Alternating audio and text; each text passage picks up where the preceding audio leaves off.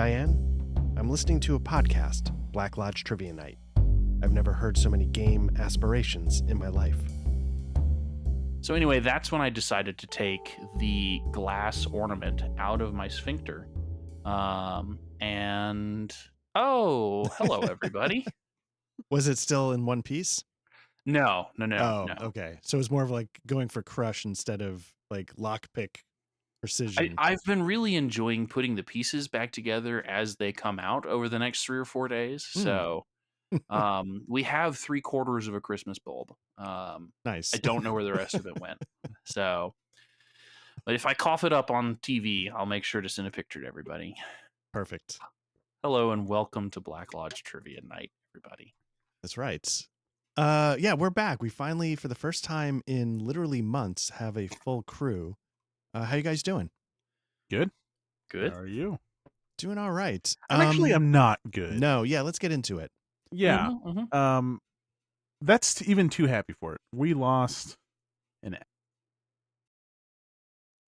We lost a Matt there for a second. error message with the visual effect. We're off to a great start, everybody. I don't have a camera.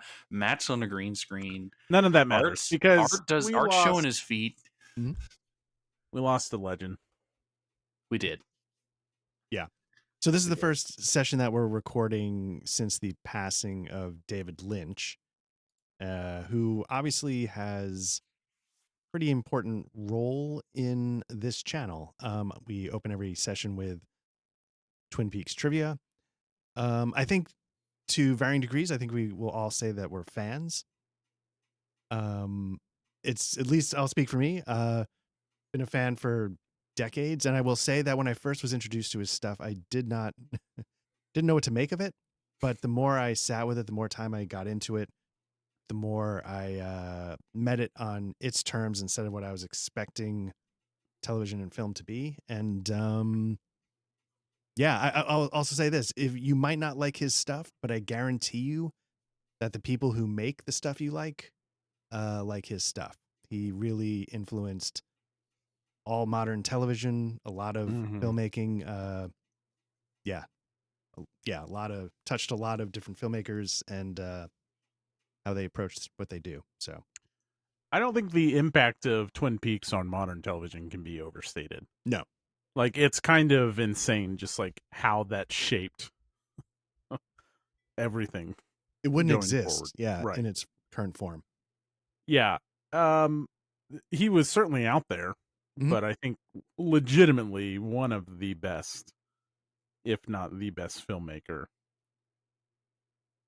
ever. Yeah. That's the thing. You know, how many people can you say like truly have like, you know, the way like Google is now the word for search, you know, like how many people actually have like their last name be the style, like Lynchian, you know? They don't really say Spielbergian. They don't say, you know, but Lynch, Sure. Yeah, did stuff that nobody else could do. And nobody else can imitate it. That's it. That's the other thing with losing him. Like, you know, there are people that like are like Spielberg's proteges, like Zemeckis, or you could say J.J. Abrams. But there's nobody that can do what Lynch did, except for Lynch. Yeah, and I will say he was so far up his own ass sometimes. But it was like in the best way. If you really stopped and think about it, like, it's incredibly pretentious to get mad at people for watching something on their screen, right? Right.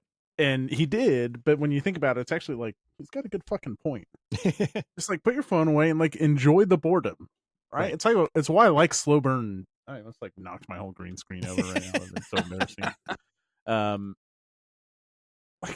And now he didn't say that. I'm paraphrasing here, but essentially was like, film is not meant to be enjoyed here. More importantly for me, like, film isn't meant to be enjoyed with this in your hand. Right. And it's nice to be focused on something unrelated to like his films, but I always thought he was a little pretentious, but there's some validity in what he says sometimes. Yeah. But also enjoyed the, like, it wasn't a pretentiousness that annoyed me. So yeah, he was a lovable curmudgeon. He was, yeah, he was like just the epitome of like a sweet Midwesterner. Yeah. Yep. So anyway, so what we'll do is, obviously sad that he's gone. But we have to keep marching forward, bravely marching forward. And we're going to do that how we always start with tonight's trivia question. So, if it's not a David Lynch question, I'm going to be really upset. Are you guys ready? I am. All right. What city did David Lynch describe as his biggest influence, describing it as the sickest, most corrupt, decaying, fear-ridden city imaginable? I felt like I was constantly in danger, but it was fantastic at the same time. And he often cited it as sort of the source of his style. It's got to be Chicago. I don't know if he's from Chicago, but I'm going to go with Chicago. I'm going to go with... New York is such a gimme. I could see you forming the words. No, I'm going to go with, and I'm probably way off base here, I'm going to go with LA, strictly because of like the hard-boiled LA detective vibes. I could be way off here, but I'm going to go with LA. All right, so final answers are Chicago and Los Angeles. The correct answer is actually Philadelphia. Ah, fucking Philly. Now that you hear it out loud, you're like, oh yeah. Yeah, right, exactly. He went to art school in Philadelphia. I think his first child was born while there, and it's where he filmed Eraserhead. And he often described like what he would see on a daily basis, and like the poor parts of Philadelphia were horrible, but it sort of created in his mind this portal to these ideas that were very formative in how he approached telling stories. So, so that's interesting. I think the reason why I went LA is like, even though I've never seen it its entirety, the mood and the setting of Mulholland Drive, feels the most Lynchian of all Lynchian things. Yeah, like I don't know why. It's just that opening is just so dark. And then so that's kind of why I was thinking LA. Yeah. And Mulholland Drive is like one of those, it's an LA movie, but like you were saying, it's dark. It's like a nightmare LA movie. 100%. Right. Yeah. Yes. So there we go. Philadelphia is the answer. Fucking Philly. Yeah. Throwing batteries at their sports teams, whatever. Wow. All right. So with that, we are hopefully back to the rotation for a little bit, and we are we're kicking it off this year with Mythras, the espionage game, trying to see if we can get that going. It's been a while. It's been months. And I don't know how much you guys remember from the last session, but basically it was a long interrogation session at an abandoned police station where you eventually were the person you're trying to break was Albie Graham, and you did successfully break him. He told you that the people in Finland had gone there to meet a Captain Lanson, who's a pilot. The person died over there. The person who was killed was named Elliot Taylor. And Albie Graham didn't know much more beyond that. It's just once Taylor died, his boss sort of brought him in and said, hey, like, you helped set this mission up. We need to start cleaning it up. Get on it. Help me out. And he didn't have much to offer besides, I think, Captain Lanson was their contact in Finland that he was sent there to meet. Yeah, but things went sour. Right? Yeah, because at the same time, there was Tiana Spencer, who was a sex worker that Albie Graham had spent the night with, that you guys picked up on, grabbed both of them, and you start to realize, like, she's not who she seems. At one point, her London accent broke, and at a further later point, when you had half blown up the station and were threatening to kill them, she screamed out in an Eastern Bloc language that you're not sure what it was. It wasn't German, that's what you know. And we left the session with Albie Graham completely broken, piss-soaked, with a couple of fivers in his pocket to go catch a cab back home. Sort of catatonic almost. And you had grabbed Tiana Spencer to try and drag her out to the car. She had broke free from Jago, and as she started to try and get away with her head covered in some kind of coat, Jago pulled out his revolver, cocked the hammer, and with that very distinctive sound, she froze. One other detail, of course, C and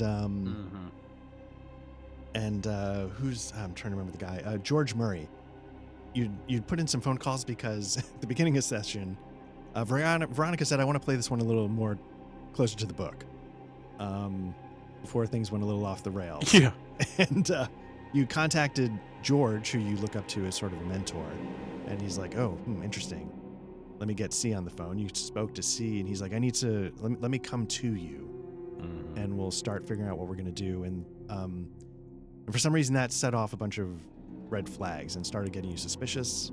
You didn't provide them with your address, and you were. I don't know where you were off to. I'll say it's probably Wednesday around supper time, maybe a little bit after.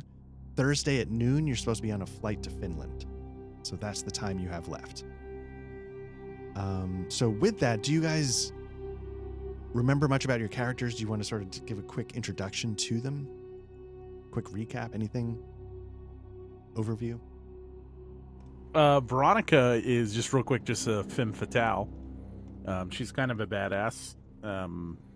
She can turn on the witty, smart looks, but also she can be drop-dead gorgeous. And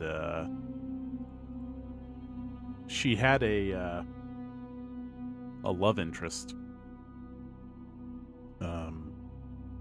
In Finland, right? In Finland. Which is may or may not be relevant at some point. Nice.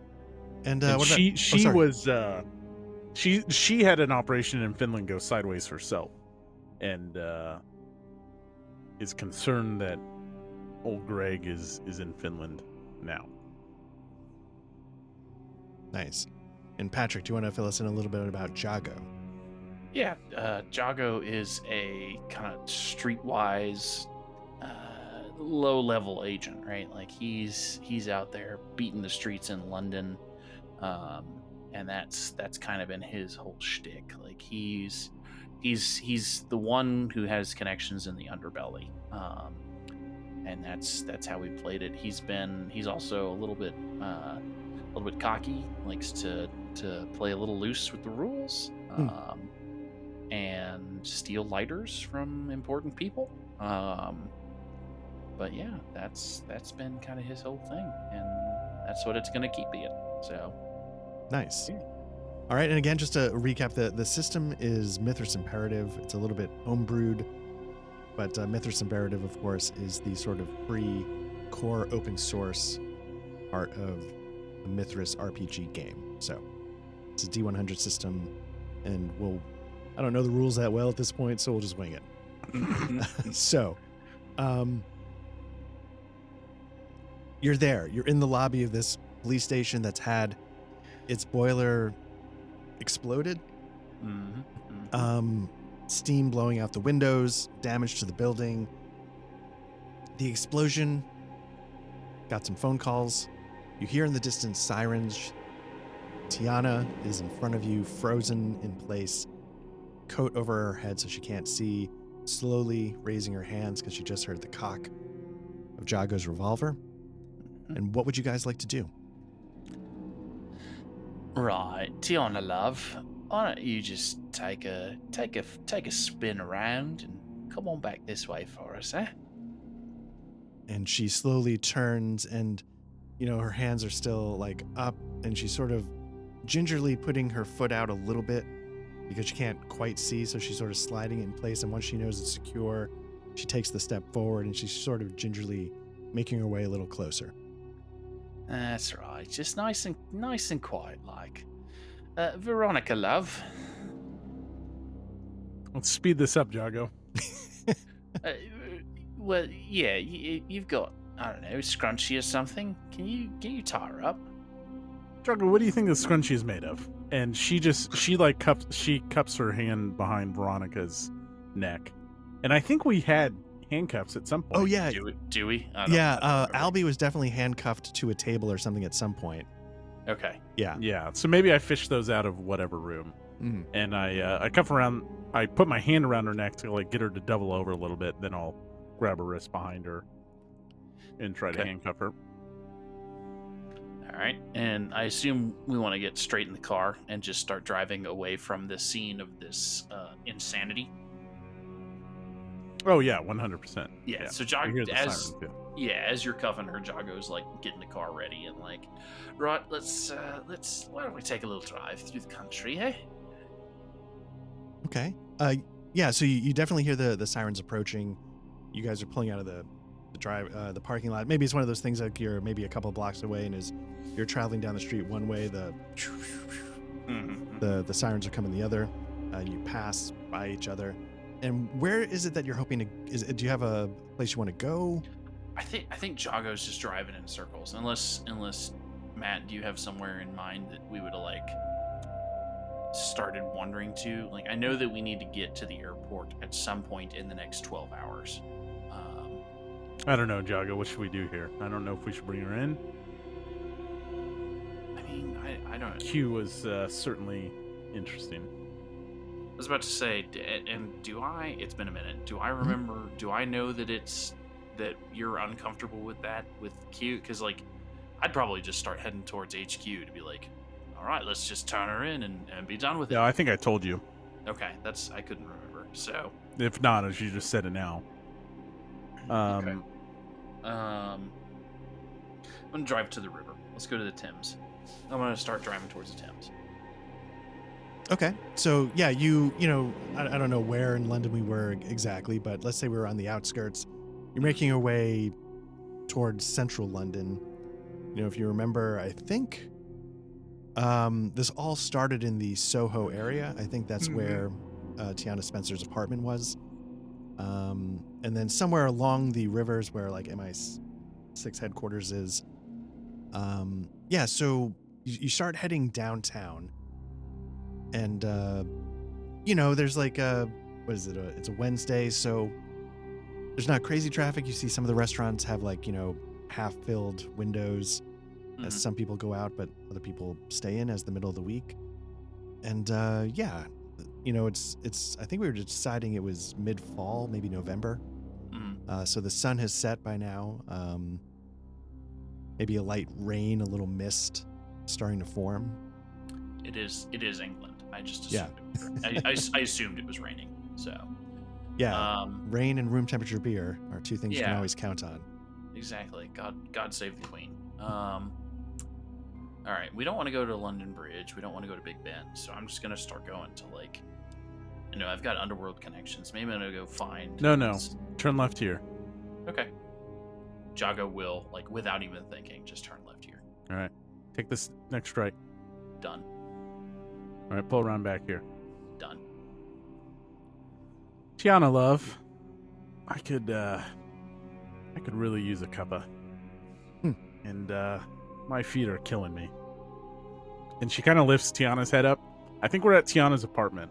Okay. Okay. Car. I put the car in park, and I'll like. Are you guys in the back seat, Matt? Yeah, sure. Yeah, let's say I sat back there with her. So I'll put my arm on the passenger seat and look back over my shoulder on it. Right, Veronica, you want me to keep the car running, or you want me to come up? I want you to come up, and she nods forward. Why don't you pull us into the lobby? Done. Done. Jago, if you can give me a driving skill check. Absolutely. Now, if you remember, I don't know if you have still on the bottom, you have like a skill roll V10. If you click that, you should be able to choose standard. Skill is pilot, drive, whatever, and then just give me a roll. Critical success. Nice. Did it work? Seeing like a...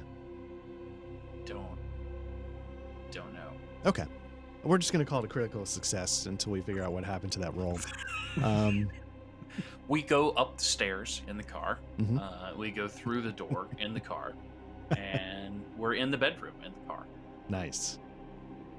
And the car pops chilled champagne and... Yeah, strawberries are on the bed. It's almost Valentine's Day. So. Nice. Okay, I'm sure it's, at some point did we we have her apartment key, I'm assuming. Like we have her stuff. Yeah. Or if not, she might still have it on her. You can get in. Okay. Well, at this point, I'll go ahead and pat her down. Probably Okay. should have done that a long time ago. She has 2 handguns, Yeah, a listening device. Butterfly knife, The brass machete. knuckles. Yeah, yeah, machete. Yeah. Come on, Veronica.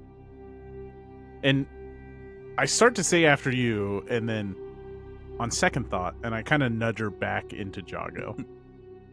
And I grab hold of both of her arms. I'm like, oh, right, love. Let's just hold back here for a second. And I go in, and I turn on one lamp, and I go over to the window, and I start pulling the curtains closed. And if she's got blinds, I'll drop the blinds. And then once they're closed, I'm kind of peering through them and just kind of scoping out the area down below. I'm still standing on the entryway, and I'll stick my head in and I'll be like, Veronica, love, would you check to make sure she didn't leave the gas on or something? And yeah, absolutely. Do I see anything outside? I mean, I know it's dark and rainy, but any guy in a trench coat leaning across the telephone booth or anything? No, nothing. Like nothing. we were. Exactly. Like I am right now to my neighbor. No. No. You don't see anything like that. You see like the occasional couple walking with the umbrella, maybe the lonely guy in a raincoat pulling it up as he's like shuffling home from work. But nothing. The street lights reflecting on the wet sidewalk, but nothing striking you. Okay, so I head over to and I'm assuming this is, even though she's clearly not from London, I assume it's a flat that looks, it can't be very nice. Right, she's holding up a cover here. Yeah. So in the same room, I cross over to the stove, I check all the valves, and I'm sure there's like an old radiator, and I start feeling all behind it, to see if she's got anything back there or anything hidden within reach. Like I'm tossing anything within reach of the radiator. Of the radiator? Nothing jumps out at you as you bring her in, Jago. Okay. We mosey on in. I find an armchair or something, or like a kitchen table chair, and just plop her in it. Not forcefully, but hard enough. Right. I stand her up, I pull out the chair from under her, and I push her on the ground, and I handcuff her to the radiator. Nice. All right. Jago. Getting soft. I as you say that, I'm putting on an apron and starting to make a pot of tea. Yeah, you get out three tea bags. Yeah, I'm like, what, you what? Well, Veronica, we don't have anywhere to be until noon tomorrow. And so or Tiana. Yeah, Tiana looks at you, and she knows. If you remember last time, she often tried to stay silent. You could tell she was falling back on some kind of training.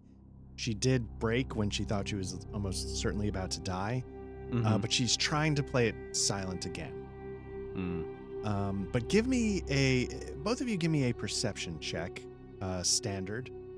It might help if you click on your character, if you sort of highlight your character, maybe that'll help populate. I don't know why the skill rolls didn't work for you there. Just a standard one? Yeah, now I'm seeing Veronica. If you just rolled, we're just getting straight critical. So something's off with the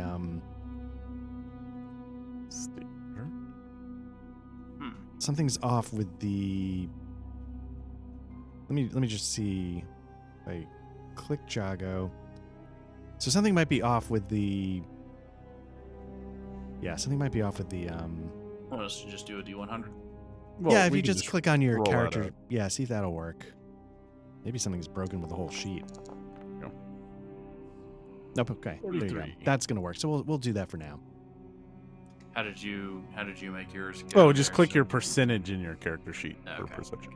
I can do that. And if you want to, how we have those descending dice. If you want to use those, we'll figure it out somehow. Perception. Where did my perception go? There it is. I'll get there eventually, guys.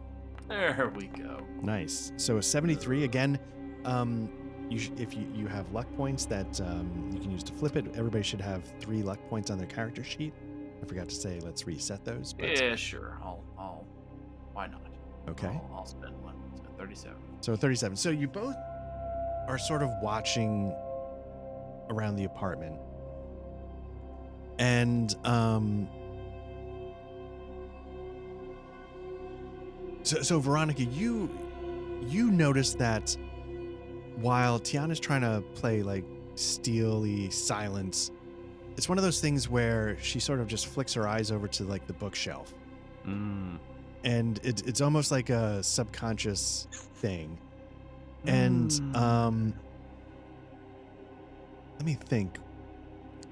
I don't react immediately. Okay. I just kind of look at her, and then Jago brings my tea over. Right, you want a chamomile, right, love? And Jago, you notice that one of the, say it's like a linoleum tile floor, and you notice like one of the tiles has like a corner chipped off. I'll bend down and start like picking at it.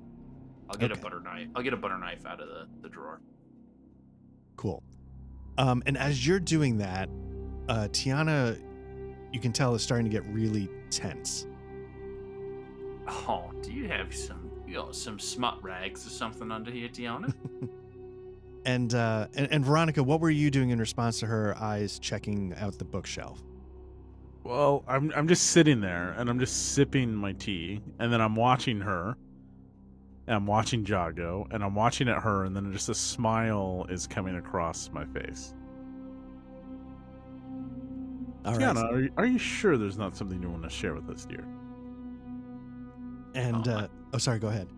I say she's probably storing jazz cabbage under here. I think that's what she's got. Satan's spinach, I say. A little bit of the reefer cigarette. All right. And you're taking a butter knife to the corner, right? Yeah, it's not graceful. Yeah, so you find that you're able, it sticks a little bit, but it comes loose. And it sticks a little bit in a way that would, under a casual thing, it wouldn't just fly off. Sure. A little bit of effort. Yeah, like my tempered Little League game. So it comes off, and what you see inside is sort of a series of like reel-to-reel audio tapes. You know what I'm talking about? Like the old style. They were in a plastic spindle. Yeah. And I'll pick it up and I'll like shake it and be like, oh, what have you got here? Have you been downloading a car? You wouldn't do that, would you? And with that, Tiana just screams like she's calling you a name or something, but it's in a language you don't understand. A backhander. Oh shit. Oh. Because she's screaming it, right? Like she's loud. Yeah, she's like screaming like you son of a bitch. So I backhand her. Yeah, and she is stunned, and she just looks at you like, if she could stand up and actually get to you, she would want to tear your eyes out. Yeah. So Veronica backhands her, and then she just takes like one finger down the side of her face, and then she gets it. She kind of wraps it around, and then ends up on the front of her lips, and. None of that, love. And then I stand up. None of that. And I walk over to the bookshelf. Oh, it's going to be a long night. I think I'll need something to read. And I grab the first book and I just throw it across the room. And I very meticulously, one by one, start going through the bookshelf and dismantling it by picking up the book, thumbing through it, tossing it across the room. Nice. Eventually you get to one of the books, sort of like a bigger, maybe it's like a more coffee table sized book, and it looks like it's like a, about cathedrals in Europe. And you throw it across the floor, and when it comes open, things clatter out of it that are obviously not book related. I bend down and pick up the book, and I'm like, cathedrals of Soviet Russia. How convenient. And obviously you've seen the pages are cut out, and what's laying across the floor are 2 passports, a tape recorder, a small camera, and like a little small microphone she could dictate into. The tape recorder doesn't play the reel-to-reel, right? Like those are like the bigger kind of. These are a little bit bigger, yeah. So they aren't meant for that. Yep. I mean, you're not seeing anything yet in this room. I pick up the passports and open them up. Are they Tiana? One is for Tiana Spencer. Another one is for like Elizabeth Dooley. Same picture. Her face on both of them. Yes. Okay. Does the tape recorder play back? Yeah. So let's say it's got a little. Yeah. All right. I'll rewind, Mhm. and I'm gonna hit play. Okay. And you hear her talking in her native tongue. And, this is dumb. I feel like you would have heard Russian at some point in your life. We are MI5 or 6 agents. Like, Yeah, at first I was I like, think- is it Hungarian? But I'm like, no, let's just make it Russian. Mhm. So you hear her speaking Russian, and the only word that you sort of can make out from all the words is you say da da da da da da da, yes, nah, nif nif nah, Albie Graham, and then she keeps talking. Oh shit! But she was following Albie anyways. Yes. It wasn't. I guess that doesn't necessarily mean anything. She was just Albie was. I'm confused. Matt is confused, not Veronica. Mm. What her interest in Albie would have been. Right. So what you do know is that from Albie had sort of made her one of like his regulars, or Right. he was one of her regulars. But yeah, so you hear his name come up in the middle of the Russian. He became a regular, Mhm. but Albie was just the contact in Finland, right? Albie is sort of the right-hand person to Chester Webb, who is the head Right. of the GCHQ. And they organized the Finland deal. But Albie didn't Yeah. really know anything. and he was useless. He turned out to be kind of useless. He did sort of arrange he was arranging the paperwork before he Yeah. left and did a bad job. Okay. Mhm. So he probably knew when they left, but he didn't know what was going on there besides the meeting of Captain Lanson. Hmm. And then he was supposed to go to Finland to retrieve the body, and then that's when George Murray's like, no, you're done. You guys fucked this up too much. Circus is taking it over. Now you need to fill us in. He said he wouldn't, and then you were tasked with compromising him to get him to talk. Tiana, how long has Albie been a regular of yours? So she kind of is just looking at you, and she sort of just cracks like a smile and starts to laugh. And then she just, flashes a bunch of Russian at you really quickly and then spits. Jago takes the boiling teapot and throws it in her face. Now that could kill her. Like, Okay, on her legs. okay. And oof, this is going full Jack Bauer. She fucking screams. Just screams. Oh, no, see, now I can understand that one. I failed my Eastern European. So, and I'll grab her chin and I'm like, I can understand you when you talk this language, but I really just can't understand you when you talk that commie bullshit. So why don't you talk the Queen's English for us for a little bit here, sweetheart? Well, I'm going to boil another pot of water on a Wednesday, and we're going to have another conversation here. So why don't you talk to Veronica while I get that started, huh? I heard you like chamomile. Okay, so yeah, like you just like her skin is instantly blistering. Little parts of the flesh like cook right off. Sloughing off. A little teeny bit here and there. So what I want you guys to do, if you could both give me, so this is something I don't know if I talked about before, but I sort of built in like a little borrowing. I won't say borrowing because it's more inspired by Delta Green than actually mishmashing mechanics. But what I'd like you to do is I'd like you to both give me a willpower check. Okay. Just a standard, willpower check. And what this is, it's sort of like a sanity check. Even though Do we have willpower? Where is willpower? willpower should be power, a right? standard skill. Is it power? No. Oh, there it is. It's at the bottom of standard skills. I see it. Ah, thank you. Okay, so Veronica passes. Oh, Jago passes. Okay, so had you failed, you should have something that's like tenacity at the top of your sheet. So had you failed, it would have gone down by 1. There's certain things with certain degrees of intensity that can lower that by like 1 point, a D3, a D6, D10, D20. Nice. If that hits 0, what happens is your compromat is one of your dice that's under your journal. And if you sort of remember, that one sort of works the opposite. It actually hurts you instead of helps you. That goes up by a die value. Gotcha. If you get to a D20 and it goes up again, something happens that takes you out of the game. Gotcha. It's not literally going insane, but you're too compromised to be functional. On to desk jobs. Yeah, or jail or whatever it is. But yeah. So anyway, that's the overview, the sketch of how I was sort of thinking tenacity/sanity would work. Nice. I like it. Me too. That's very good. Yeah, and I feel like torture is something. Yeah, absolutely. Yeah. It's dark. Like, it shouldn't be easy to do. Right. Even if you're a little hardened, and this just took it up a notch. Yeah.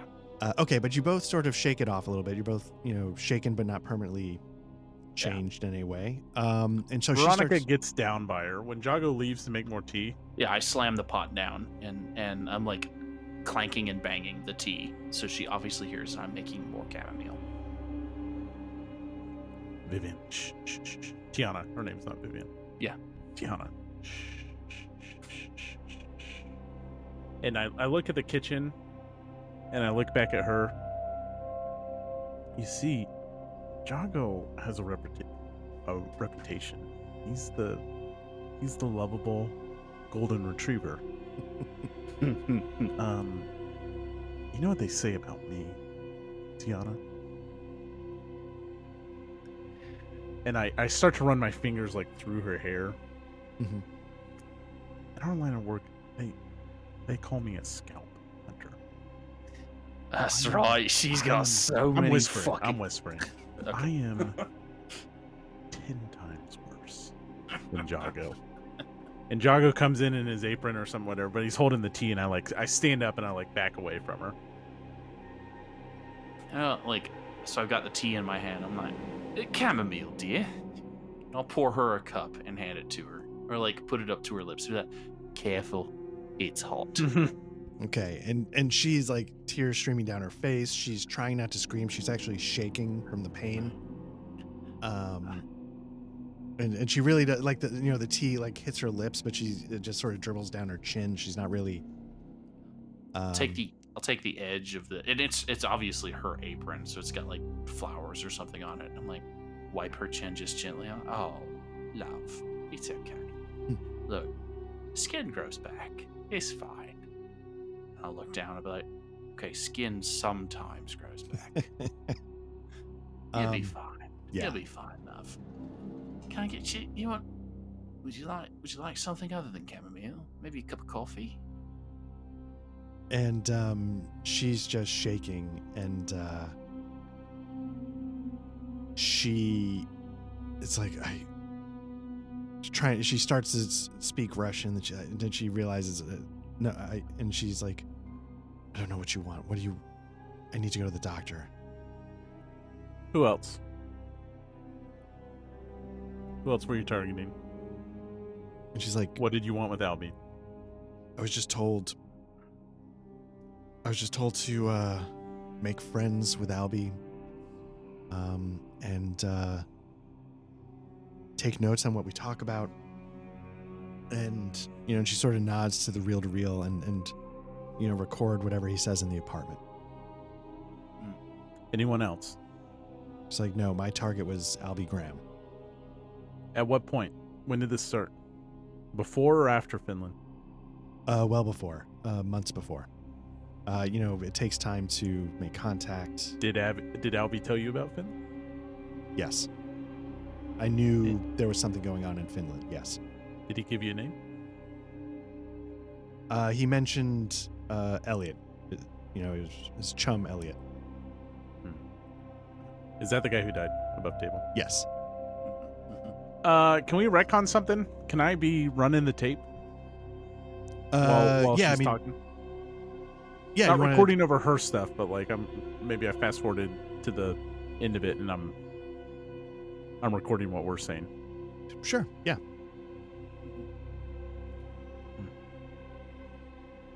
I mean, you have the dictaphone right there. I mean, you could even... Is that what you mean, or do you mean...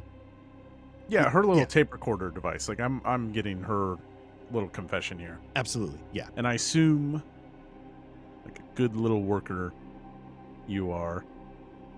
And she says worker with a little, like, disdain. You know. You took this straight to the top, huh?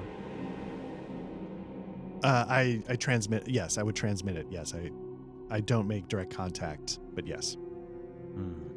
What a good little proletariat be. I have my orders. How do you transmit? There's a radio in my closet in the bedroom. Jago will go over that way and confirm that. And when I say radio, I mean like a Morse code. Telegraph kind of thing. Yeah. Okay. I'll like, you hear me bumbling and banging, and I'll come out with it, I assume. Okay. Yeah. Looky. Did Albie ever introduce you to any of his friends? No. Just Albie. No one else? No one else. Albie, and we only would really meet here. He treated me like a prostitute. That's, I think, sort of how he saw me. Just for some reason, he kept coming back. I tried to make that happen. Why'd you fall into work today? I'm trying to remember. You guys came to her apartment looking for Albie, right? Mm-hmm. Yeah. So she's like, once you asked about Albie, I wanted to find out what was going on. All right. She checks her watch.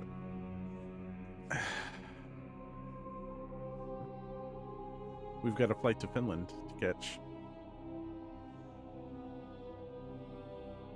I'll look and I'm like,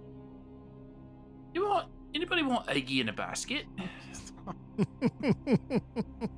Maybe we've got some time to kill. You throw the scalding butter in her face.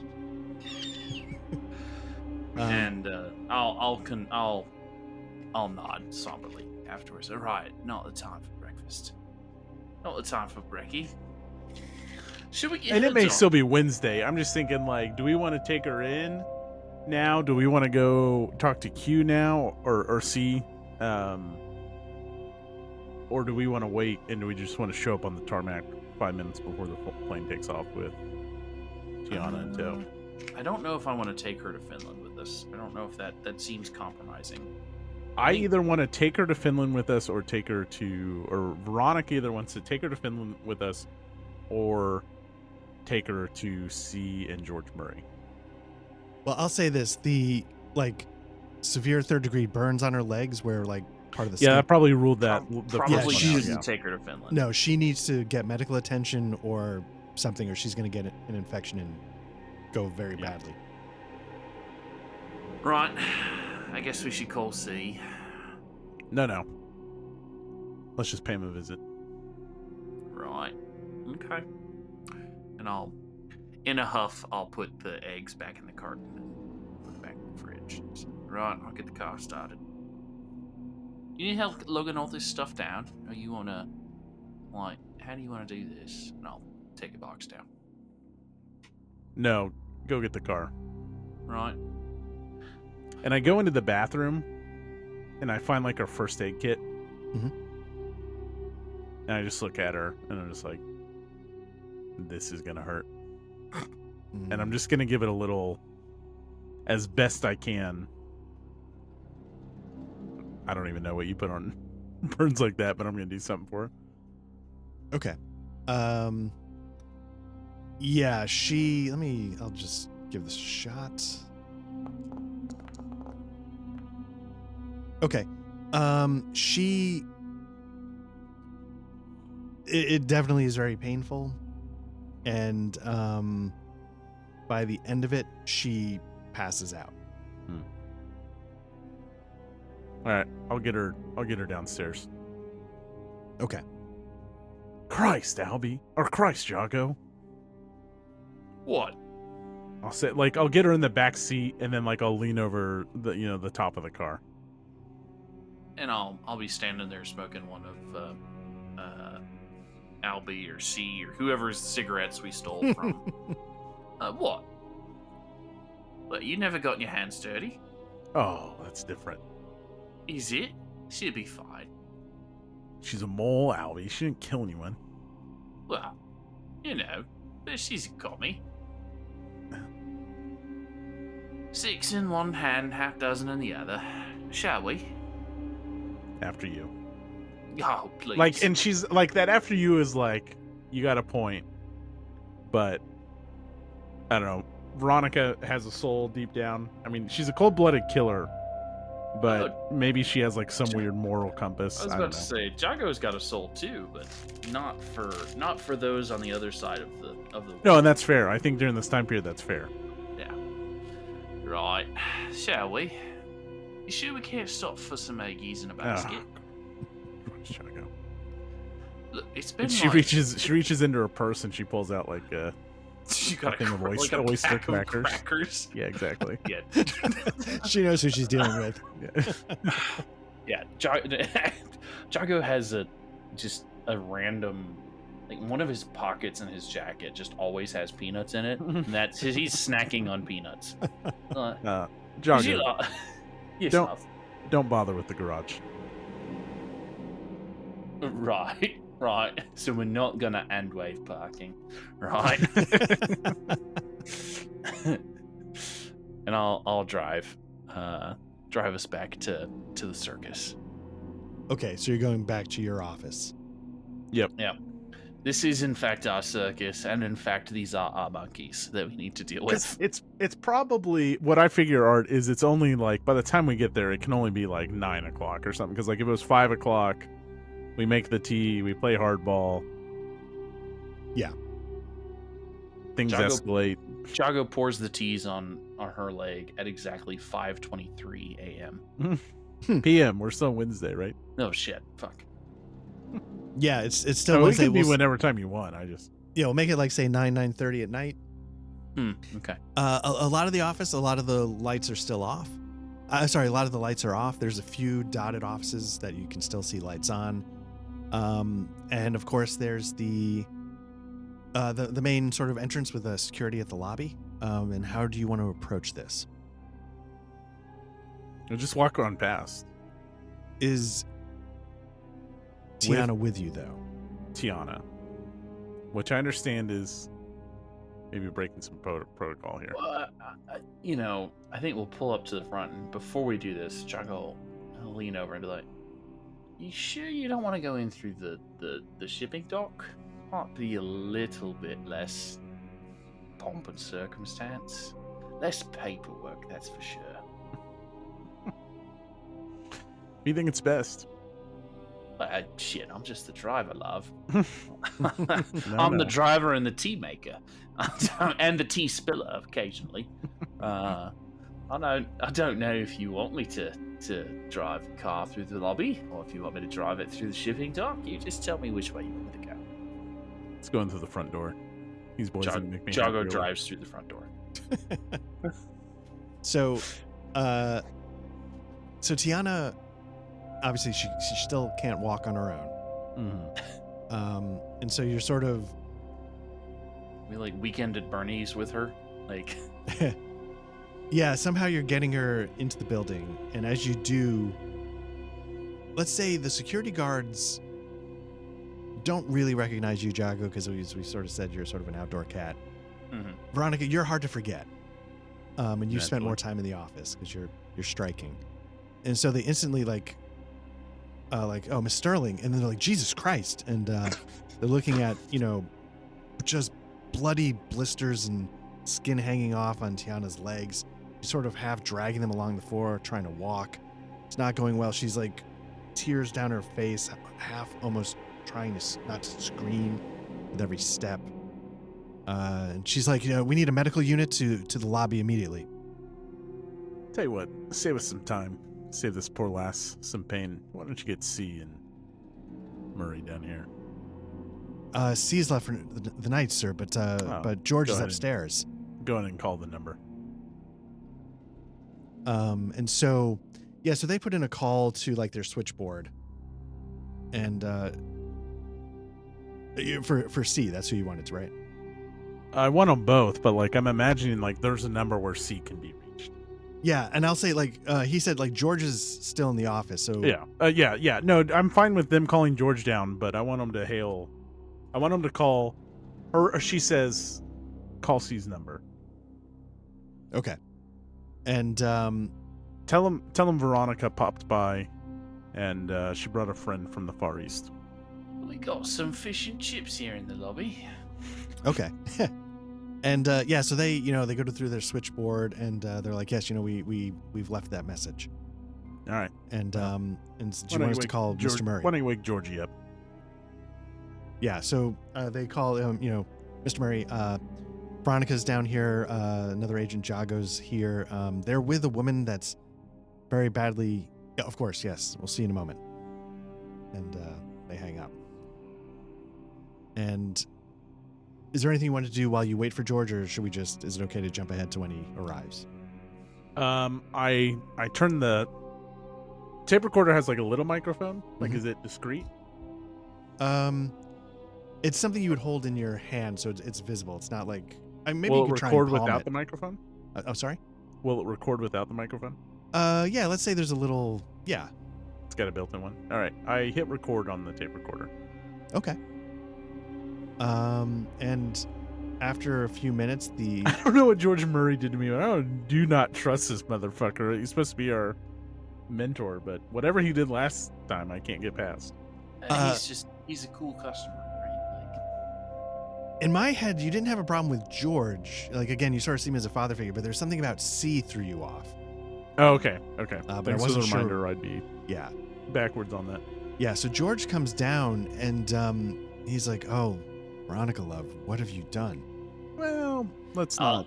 I'll raise my hand. I'm like, sorry, Georgie, that's not Veronica. That's me this time. And you are? No. Oh, here's your six-pack, by the way. And so he's like, we need to, there's medical facilities here in the building. Let's get her treated and see if we can stabilize her a little bit. That's a good idea, Georgie. I would also recommend you go ahead and handcuff her and take her into custody. And I toss I'm going to say that I put in a fresh tape on the tape recorder, and I toss him the tape, and then I nod over at Jago. He's got a little bit more. Yeah, like a laundry basket full of the real just stuff. Like, right, here's the tapes, here's the passports, here's the apron. I don't know how that might be. Yeah. That's incriminating. I'll take the apron out, grab it. But I'll hold on to that. Here's the passports. Here's the book on Russian code phrases. Where you want it. The radio. Yeah. Oh, right. The radio. Yeah, I mean, all incriminating. I mean, really did her a favor by boiling her legs like a lobster. I mean, we would have done much worse to her here. That's right, Georgie. It's a lot to unpack for Georgie. I'll take my commendations on paper in the weekly bulletin. You make that check out to Jocko Boswell. Boswell. So he nods to the security officers, and one of them takes the box of stuff and takes it behind the desk, and then sits back in place. The other sort of picks up Tiana like, a bride being taken across the threshold, right? Just picks her up, like scoops her up, and sort of starts not trotting, but sort of rushing down the hall to where there's like, say, a medical facility. Look, George, and I'll kind of like pull him aside just a little bit and like a little quieter, not from Jago, but the guards. I don't want them to overhear it. I know this is a little off the rails even for Jago and I, but something about C wasn't sitting right with me. And he's like, that's interesting. Maybe I guess you can explain that. Do you want to go you want to come up to my office? What do you want to do? Well, we are expecting C. How do you recommend we proceed? Why don't we come up to my office? Jago will turn the car off and take the keys. Right. Anybody got anybody got a lighter?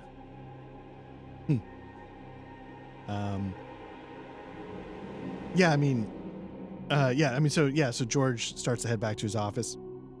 He has a lighter if you want one. Oh, I definitely want George's lighter. Okay. Okay, so you make your way up to the office. And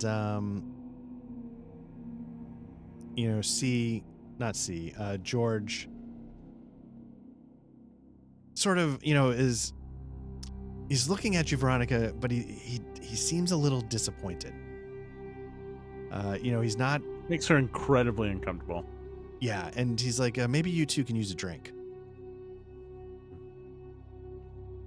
And Appreciate he's pouring George, himself one. No, not now. And Jago will take one, but he won't drink it. Okay. So he's like, yeah, okay, suit yourself. Look, Veronica, dear.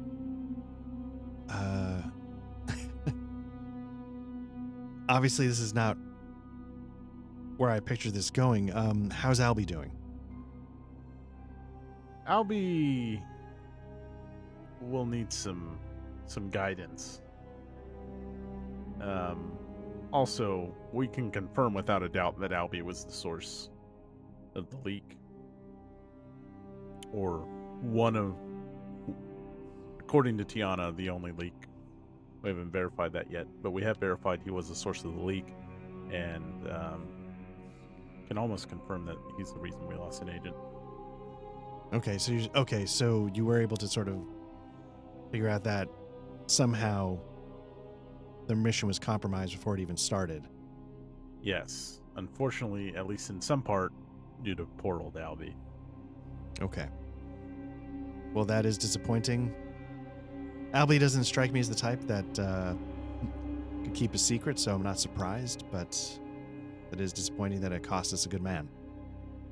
All that, I don't think you'll have any problem uncovering. George, I have to ask you, what's going on with C?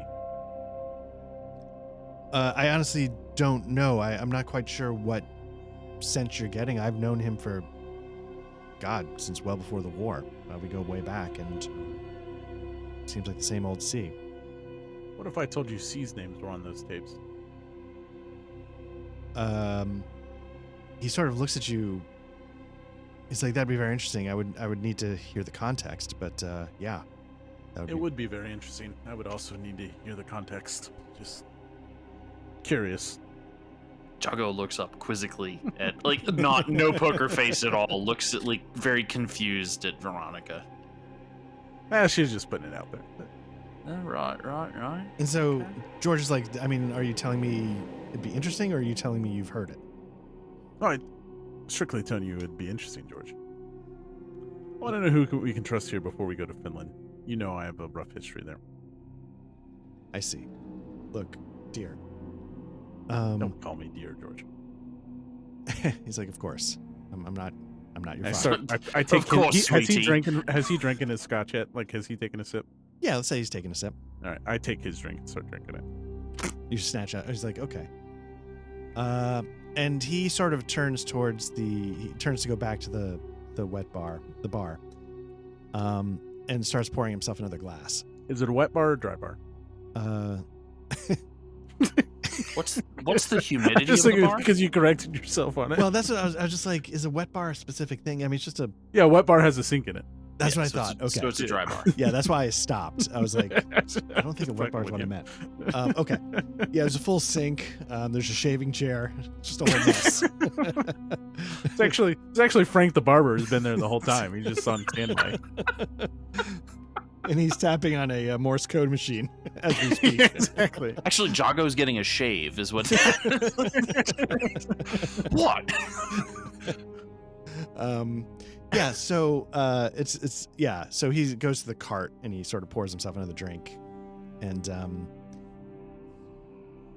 he's like, Veronica, is that why I feel like this may have gotten a little away from us? Is that what's bothering you? Something going on in Finland? The fact that you might have to go back there? No. I think this got a little bit away from us because drastic measures had to be taken to get results. Now, if C had not made me more comfortable, maybe we could have avoided those results without.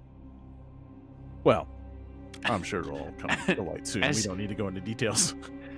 As you say, we had to do more drastic measures. Like a cigar box closes really loud on George's desk, and I'm like, "Right, are these the cigars you got from Winston? Right, these are lovely. These are fucking top notch, Georgie. Right. Oh, drastic measures, right? As I'm lighting up a cigar from Winston Churchill. But we don't need to go through those. But Right. you know, this day and age, Georgie, you've taught Jago and I, no one can be too careful. Have you ever stopped and asked yourself? You don't think his response was puzzling, concerning? And in the moment, I thought he was trying to contain a potential public relations crisis. Oh, yeah, we're well beyond that. I mean, Like, George, we suspected one of our own directly leading to the death of one of our agents. This was a public relations nightmare from the get-go. The actions we took to get answers are going to be an afterthought when and if anyone gets a sniff of this. He's like, well, I mean, you did uncover something that we were not expecting to be there. I guess Albie seems like the type that would get targeted by a honeypot, but Oh, yeah. you know, he He was caught in the honeypot several times. he is weak but like that. Albie's just a dumb, weak little man. He certainly didn't intend to kill whatever the agent's name was. Elliot. Taylor. Yeah. And, you know, and George is looking at you, he's like, and this does put a, you know, above the table, you weren't sure that, and you might not still 100% be sure that Taylor was murdered. You just know that he was killed walking along the side of a road. Yeah. And so George is looking at you, he's like, this does recontextualize what might have happened to Mr. Taylor. in We can Finland. confirm that Albie gave Tatiana. Tatiana. What's her name? Like, I don't know why I can't remember her name. Tatiana. It's just Tiana. I'm sure her full Russian name is Tatiana. No, that's her American cousin's name. Like,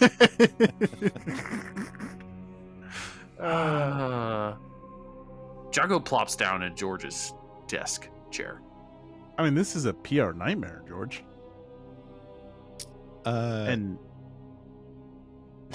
I'd hate to be in your position, but it still doesn't explain C. Never in my career. I don't know. I don't even remember what C said that made me uncomfortable. I'm so sorry that keeps going off. I have no idea. Oh, no problem. I have It's to the first confess, time. yeah, all what C said was like he wanted to come to you, because it sounded, you know, he could hear the torture in the background, and he's like, you need to dial this back right away. And so he was saying, I want to come to you in part to potentially contain a PR problem with Albie. Okay. And that set you off. George, maybe a slight overreaction on my part, but again, one can't be too careful. So let's say, you guys are talking for a while and C comes in. And Howdy, hey, C, how you doing? I stand up and like move behind and kind of like Jago and George are between me and C. Okay. And he just sort of looks at you and he's upset, but he's not flying off the handle. And he sees everybody's got one in their hand. And so he goes over to George's cart, drink cart, and pours himself one. And, I put truth serum in it. She unbuttons another button of her blouse. And, he gives a little squirt of the soda water. And he says, right, so we have what appears to be a foreign agent in our infirmary suffering from third-degree burns covering maybe 20 to 25% of her legs. And we have what I'm now hearing is a possible government civil servant beaten and potentially tortured. And he's like, I don't understand. The task was very simple, which was to compromise Albie and find out why they went to Finland. Well, C. I mean, he is compromised, and we did Exactly. find out why he went to Finland. And we did a public service by blowing up half a building that was already scheduled for being demolished without having to use taxpayer dollars. I mean, I'm sorry, taxpayer pounds. Truly, we are gold star material. Have you had one of these cigars from Winston Churchill? Absolutely fabulous. It's like, yes, I have my own box. Thank you. He's like, okay. And he's just sort of rubbing his head and sort of massaging his temples. We applied some pressure to someone who led to one of our agents being murdered. Not our, she's using the collective we. I understand he wasn't. The royal we. Right. The royal we, yeah. And he's like, yes, no, I understand. But, there's a reason why we have rules about how... Yeah, there's a reason why we have rules about not revealing state secrets to foreign agents. Jago's very confused about the you're fact upset that with there's us, but the shit show is strictly going to be the other department. I'm sorry, I can't remember. GCHQ, yeah. GCH. This is GCHQ's shit show. Look, what happened to Albie is small potatoes, and please, Tiana, we all know that news isn't getting out. Unless you want it to get out. And, oh, sorry, go ahead. Go ahead. Okay. And so he's like, look. Yes. At the very end, I let in like a sir to like make it more, like I realize I'm talking out of line here. Yeah. And so he's just sort of waiting for you to finish. And he's like, look. There are reasons why we do the things we do, and there are sometimes bigger pictures at play. And you did uncover an agent here in London, and there is value to that. It was done in a way that maybe left us with fewer options going forward. We could have used that information. We could have fed Albie information because he's such a weak-chinned idiot. It could have been useful in some ways, but so be it. What I need You told us to compromise him, not to feed him grovel. Right. We just needed to. Right. Yes. I think we hit the nail on the head pretty much here. If you want Albie feeding information to Tiana in there, why not just feed him information? Well, we Why can't did I- now. If he's compromised, then he spills it. If he's not compromised, then he retains state secrets. And he's like, I think above the, and he's like, I meant compromised, like blackmail him into telling us what we want to know. Oh, we tried blackmail. It didn't work. Yeah. I understand we didn't try blackmail. I was gonna but say, that's I was trying to remember above the table. Look, see, we tried everything at our disposal. I mean, I tried the teapot on his family. I mean, he really just didn't. He was tight-lipped, that one. And so he sort of looks at you for a moment, and he sort of nods to pull George aside. And If I may, sir. Before. Mhm. Unconditional agent, or unconditional.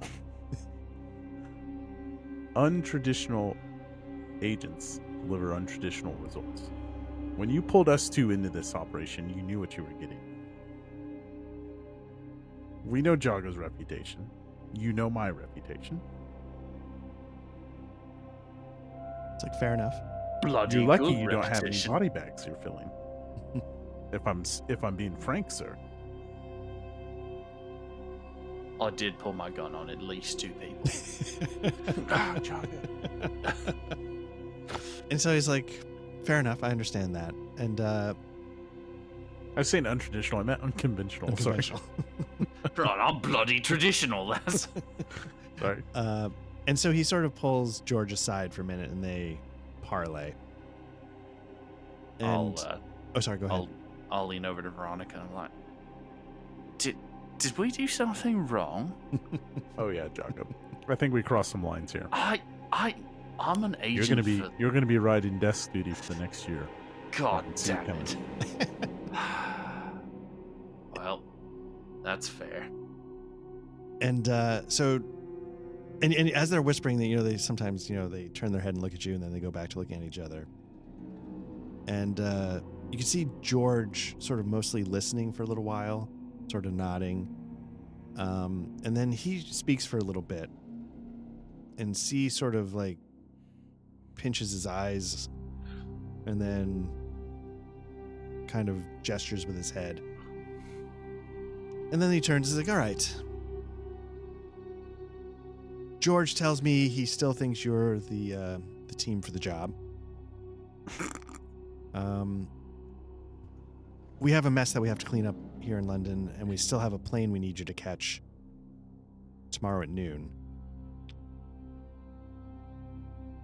George tells me you're still the people for the job. Do you still feel like you're the people to go retrieve Mr. Taylor's body and bring it home? Can you accept unconventional delivery methods? It's like, you're going to be in another country. Understand that, the messes you create here, we can barely cover up, but in another country, like, you'll go to jail.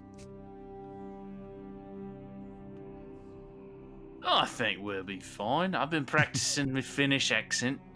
I think it'll be just fine. My Google wasn't fast enough. I was trying to figure out how you say "c'est la vie" in Finnish. But I wasn't fast enough.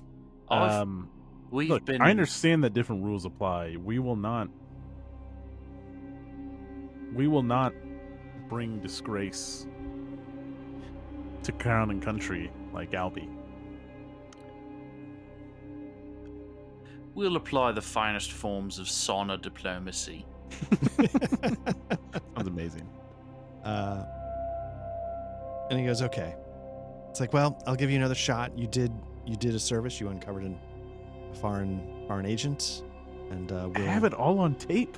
Did a service? That sounds like we caused problems. I think we solved more problems than we caused. And C is like, I look forward to seeing what that intelligence yields. But we do need to proceed a little more carefully. And Understood, sir. I would hope the next time I ask where you are, so I can come to you, you will if not provide it to me, provide it to Mr. Murray here, so we can try and help rather than try and catch up. Understood, sir. But sometimes it's best to ask forgiveness than ask permission. And we've never let you down yet. Please, we know we're your two best agents. The answer is going to be bloody Finland. Is the answer to where we are next time? See, so I don't know why you already come around. As I said, I don't know why you're confused as to where we'd be. And he sort of nods and he says, "Well, George, if I can leave you to begin with Miss Spencer downstairs." And he's like, I sincerely recommend that you two, you've had a long day and a long night previous. Why don't you get some rest before your flight? And pick it up tomorrow. Very good, sir. And he sort of downs the last of his drink, sets it down on the bar cart, and sort of walks out, putting his hat on as he leaves, and goes out the door. And George sort of pulls his glasses off, and he starts polishing them with his tie, as he's often doing. And he said, "Look, Veronica, I believe you and Jago are the people for this job. I convinced C that, you know, you've come this far, and you should be allowed to see it through. But I for your own sake, I want you to be careful. You will not have the covers that you might have here, the help that you might have here." I appreciate it, George. I'm a big lady. I can take care of myself. Plus, I've got Jago. And camera pans over to Jago, and what's Jago doing?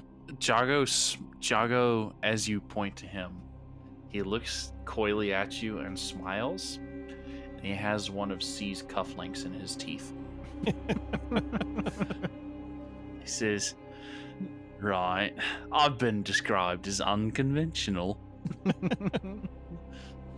And we'll fade to black there. I still don't trust him. He's gonna fucking kill turn us. on us. We're actually going to die. So above the table, what again, you guys said you wanted to keep going and go to Finland. Sure, yeah, hell yeah. Okay. For sure. I didn't know, if this had been running on too long and you guys wanted a stopping point, this would be the stopping point. But if you want to keep going, No, I'll give Finland. I'll fuck around. No, the rotation should be you and Matt for a while GMing stuff. So okay. But if you want to take a spy break and do something else, I'm fine with that. Or we can go to Finland. No. We know what's up for me. I'll keep going to Finland. Yeah, good. And we'll go from there. But I just wanted to give you the option either way. No, I appreciate you giving us the option. No, Yeah. let's do Finland as well. Okay. Finland's I gonna be do. good. As soon as Patrick said sauna, I definitely want to make sure we have a sauna scene. Oh, But there's that run that's once going before. to be that's 100% going to be a sauna Nice. scene. Nice. All right. Well, it was definitely good to get back into it. Yeah, awesome. I'm very curious. I'm very curious to see where this goes now. Veronica is very suspicious of C. Yeah, but I don't know if it's the story or just art playing C. I don't know. I can't wait for 10, 15 sessions from now. Like C did nothing wrong. Like it's just gonna be. But I'm still holding him at gunpoint. Yeah, standing atop the London Bridge. Where's Jago? C? Where's Jago? C's like, "You're terminated. You're fired." Jago's standing behind Veronica. I'm right here. That's not the real Jago. What the fuck are you on about? That's not a man. That was an Austin Powers poll. Oh man. All right. Was it still okay so far? Yeah, that was a blast. It's a great. Oh, good. So good. I like that it took a little serious tone tonight, and then just said when we meet our bosses, it just turns into a shit show. Oh, well, isn't that how it always is with the bosses? Like, yeah, I figured that it was time for Jago to put up or shut up. Like, that's enough diplomacy. Let's get the teapot going. let's get some. I don't know. We ain't got time to fuck around with this. Like, Got us answers. Yeah. Well, I remember, I don't know if I was saying this on one of our Blackcloud Trivia Night recordings when we were talking about like the M Space cozy mystery and how by the end of it, the mystery was solved by people taking hostages. And Exactly. I was like, I appreciate that. We sort of. The solution is always more violence. It's fine. Yeah, it's hostages. Yeah. Yeah. This is posh murder hobos, is what we are. Yes. We're not murder hobos. We've only attacked people on the We are murder hobos. It's just a posh English version of it. We haven't killed anybody. With it, nobody has died. All right. I don't think. I guess we'll have to find out. Does Tiana Spencer survive her injuries next time? Hey, it's the 60s. People survive double amputations all the time. It's fine. Art just had the perfect segue out. Oh shit, are we trying to be done? God damn. Guys, we're Black Lodge Trivia Night. Yeah, we are hopefully back with our rotation. Finally have a full crew going. We are an actual play podcast. We discuss RPGs. Sometimes we do stuff on Twitch. Sometimes we record CRPGs as well for YouTube. If you're watching this, you've already found our channel, so like and subscribe if this is your thing. If you prefer audio versions of this kind of stuff, just search for Black Lodge Trivia Night. Wherever you get your podcasts, you should show up. Want to come jump into the Discord and get more of this?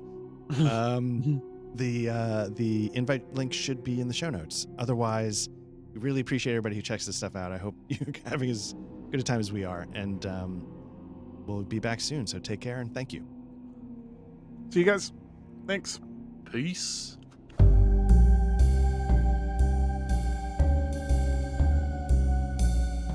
The music during the RPG session in Foundry was provided by the Foundry module Tabletop RPG Music and composed by Ian Fisher. You can find his Patreon at www.patreon.com/tabletop RPG music, all one word.